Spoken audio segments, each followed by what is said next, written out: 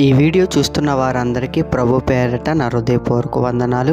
ఈరోజు యేసుక్రీస్తు వారు సిలువలో పలికిన మూడవ మాట కోసం మనం లోతుగా ధ్యానిద్దాము। ఈ మాట విధేయతతో కూడిన మాట।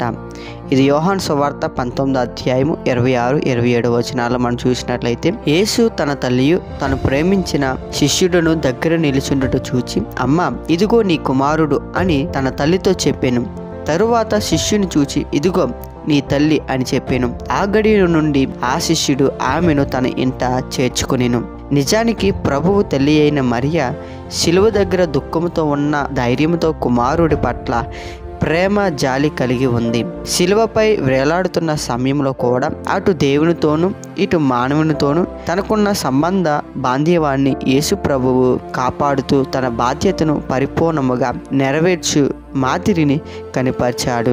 అమ్మ ఇదిగో నీ కుమారుడు అని తల్లితో చెప్పాడు। ఇది తల్లిదండ్రుల పట్ల పిల్లలకు ఉన్న బాధ్యతను బోధిస్తున్నాడు। ఇక్కడ విధేయత, గౌరవము ఇమిడి ఉన్నాయి। నేటి సమాజానికి ఈ బాధ్యత ఒక కనువిప్పు కావాలి। ఈ మాటలో రెండవ భాగం చూసినట్లయితే, శిష్యులు ప్రదర్శించబోయే పిరికితనాన్ని ప్రభు ముందుగానే తెలియజేశాడు। ఈ రాత్రి మీరందరూ నా విషయమై అభ్యంతరపడెదరు అని చెప్పినప్పుడు శిష్యులందరూ ఆయనను ఎన్నటికీ వదిలి వెళ్ళమని బలముగా చెప్పారు। అయితే చివరగా ఆయన మాట సత్యమైనదిగా రుజువు చేయబడింది। ఆయనను ఒంటరి వాడిని చేసి అందరూ వెళ్ళిపోయారు। యేసు ప్రేమించిన శిష్యుడైన యోహాను తాను కూడా దూరమై తదుపరి యేసు తల్లి అయిన మరియతో కూడా వచ్చి శిలువ దగ్గరకు చేరాడు। ఇది చూసిన యేసు ఇదిగో నీ తల్లి అని పలికెను।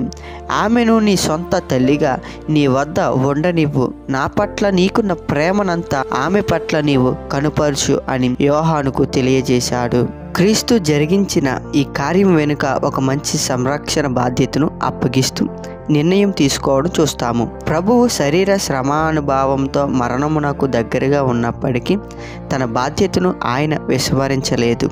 అట్టి బాధ్యతను మనము కూడా మన తల్లిదండ్రుల ఎడల కనుపరిచే వారమై ఉండాలి।